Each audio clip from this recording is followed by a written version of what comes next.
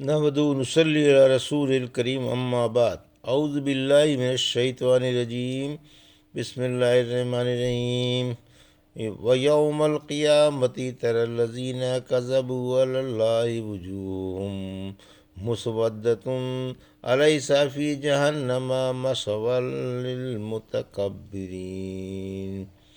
وینجی اللہ الذین اتقوا بمفازتهم لا یمسهم السوء ولهم يحزنون اللہ خالق كل شيء وهو على كل شيء وكيل له مقاليد السماوات والأرض والذين كفروا بآيات الله أولئك هم الخاسرون قل فغير الله تأمروني أعبد أيها الجاهلون وَلَقَدْ أُوحِيَ إِلَيْكَ وَإِلَى الَّذِينَ مِنْ قَبْلِكَ لَئِنْ أَشْرَكْتَ لَيَحْبَطَنَّ عَمَلُكَ وَلَتَكُونَنَّ مِنَ الْخَاسِرِينَ بَلِ اللَّهَ فَاعْبُدْ وَكُن مِّنَ الشَّاكِرِينَ وما قدر اللہ حق قدرہ والارض جميعا قبضته یوم القیامت والسماوات مطویۃ بیمینہ سبحانہ وتعالی عما یشرکون۔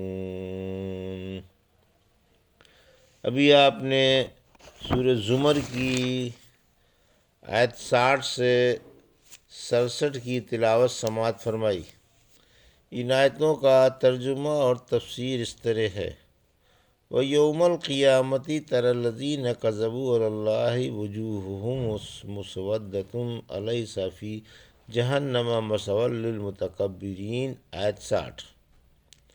وَيُنَجِّي اللَّهُ الَّذِينَ اتَّقَوْا بِمَفَازَتِهِمْ لَا يَمَسُّهُمُ السُّوءُ وَلَا هُمْ يَحْزَنُونَ آیت 61۔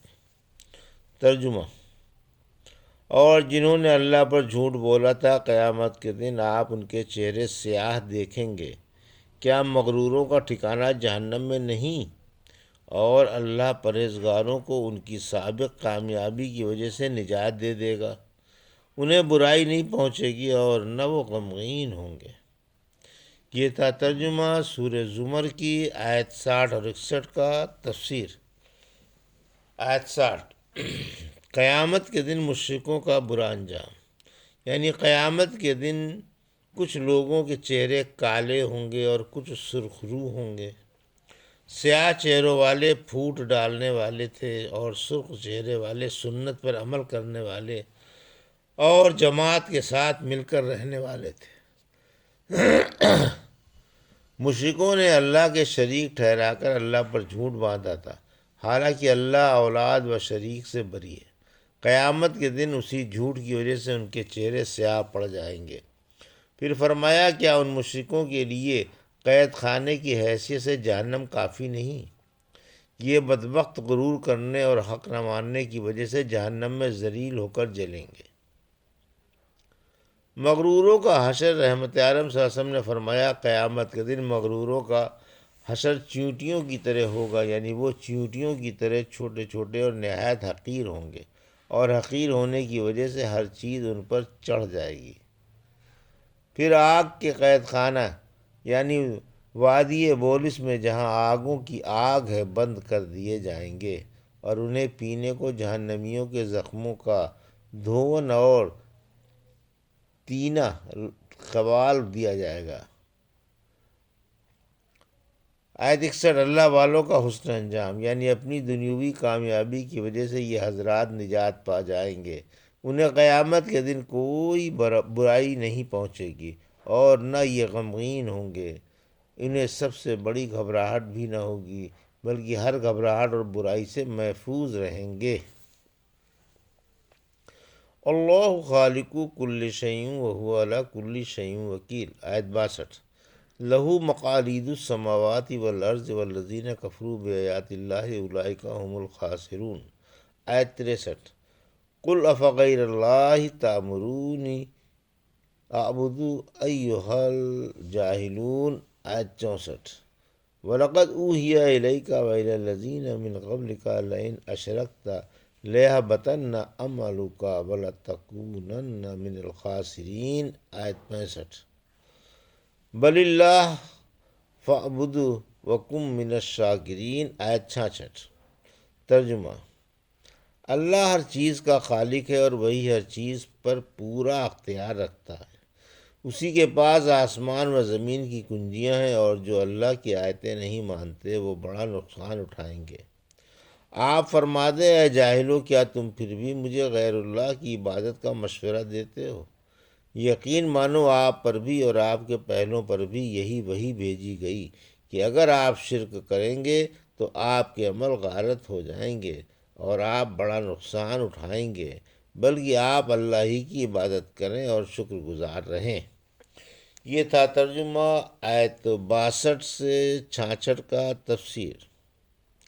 آیت 62: اللہ ہی قادر مطلق ہے، یعنی میں ہی تمام چیزوں کا خالق و مربی اور مالک ہوں۔ میرا ہی ہر چیز پر اختیار ہے اور ہر چیز میری قدرت و تدبیر اور سپردگی میں ہے۔ آیت 63: مقالید یعنی کنجیاں یا خزانے، یعنی ہر کام کی باغ ڈور اللہ کے ہاتھ میں ہے۔ اسی کی بادشاہت ہے، اسی کی تعریفیں، اور وہی ہر چیز پر خوب قادر ہے۔ پھر فرمایا جو اللہ کی آیتیں جھٹلاتے رہے اور اس کے دلائل کے آگے جھکے نہیں، وہی سخت نقصان اٹھائیں گے۔ آیت 64-65: رحمت عالم صلی اللہ علیہ وسلم کو بتوں کی طرف دعوت۔ ابن عباس تعالیٰ فرماتے ہیں مشرکوں نے جہالت سے رحمت عالم صلی اللہ علیہ وسلم کو اپنے بتوں کی عبادت کی دعوت دی تھی اور یہ وعدہ کیا تھا کہ ہم بھی آپ کے معبود کی عبادت کریں گے۔ اس پر یہ آیت اتری۔